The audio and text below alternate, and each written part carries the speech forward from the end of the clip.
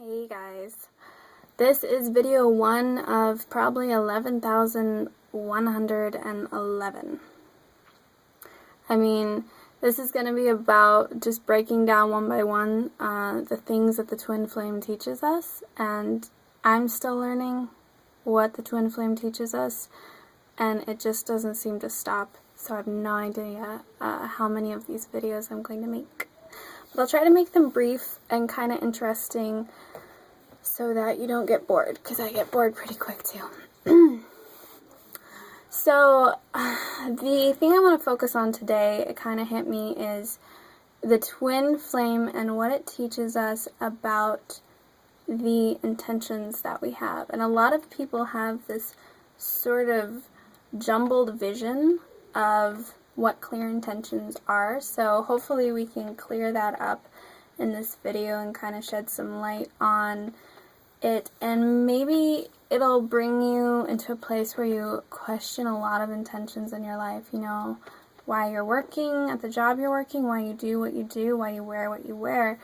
It's good to have total clarity on what your intentions are behind these things, because if they're not coming from one specific place, it's kind of inauthentic.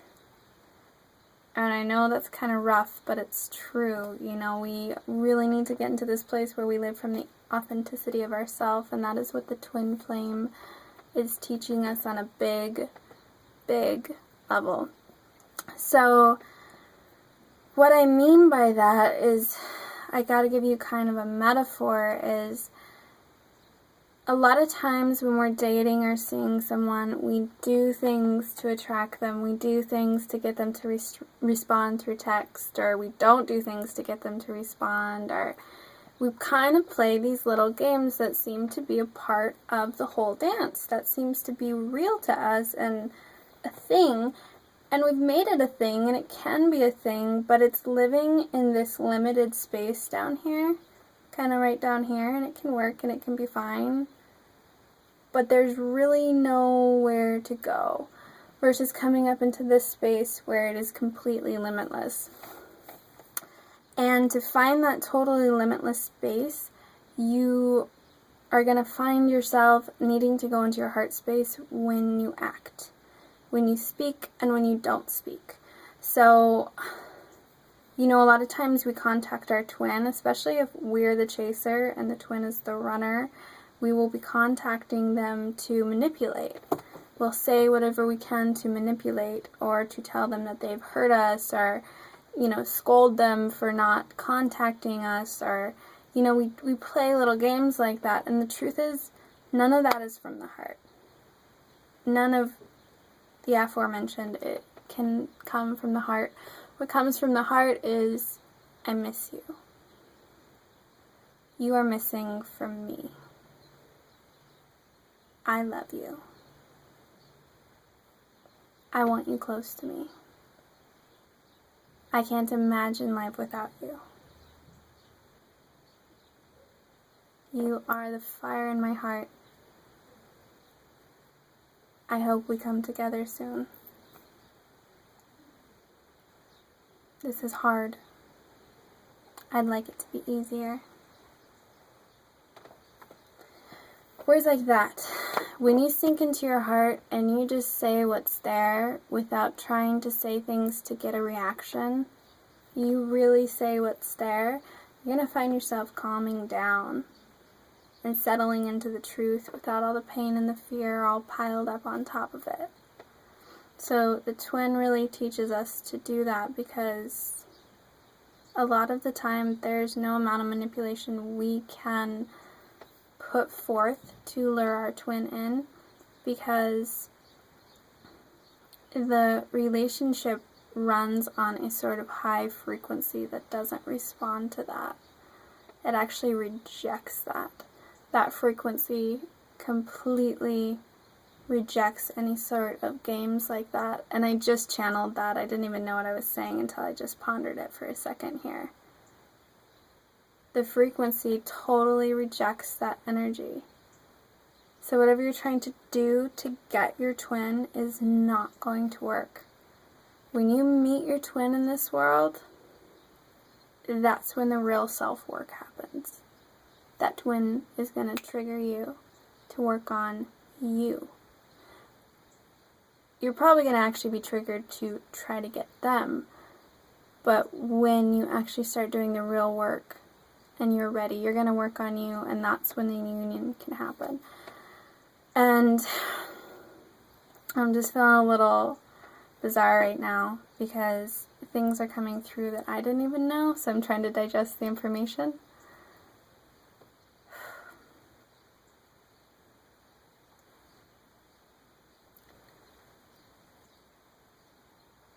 Wow. Okay, so where was I?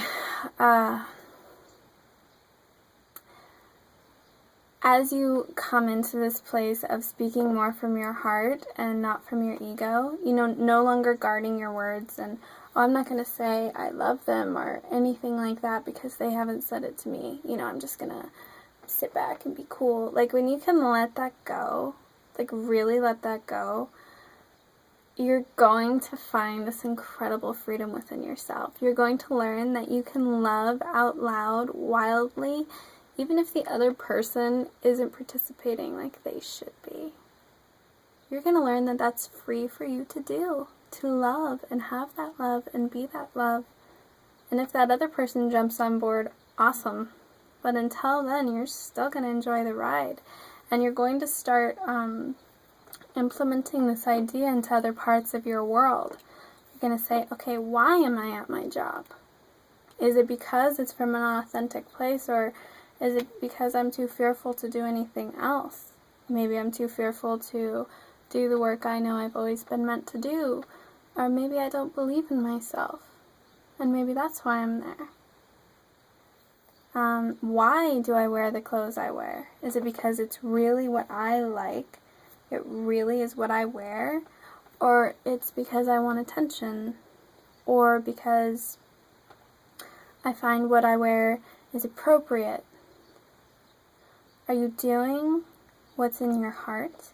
Are you doing something in reaction to get something that you want? And it's fine to want things, but to think you have to work to get them that hard is just not conducive to this new level of energy. Okay, the more you work at it, and the more you pick at it, and the more you try to shove it down, the more worn out you're going to get, and the more walls you're going to be putting in your way. So the twin is teaching us to come into the authenticity of ourselves right here and make choices from the heart. So clear away all that other stuff and ask yourself, what do I want? What do I want? And go deeper than that. Go down to the core emotions of what you want. Not, I want a new car. Say, I want freedom. I want all my needs provided for. Okay, from that core place of being, because you want a car for the freedom. You want a car so you can be mobile and go be with your friends and go take drives and get back and forth to work. And, you want a car for the freedom and the expansion of it. The car is kind of the superficial manifestation of that, and so to try to connect to that is really hard, but it's easy to connect to the emotions. The car was an example. You can kind of take that metaphor and run with it in any area of your life. So that is a big lesson from the twin flame, man. Just, you cannot manipulate it. You have to come from heart and not be constantly trying to get something or get your twin or get that union, but to really learn to come from here. Yep. Okay. That's it. Thank you for being a part of the expansion of things, you guys. I'll see you next time.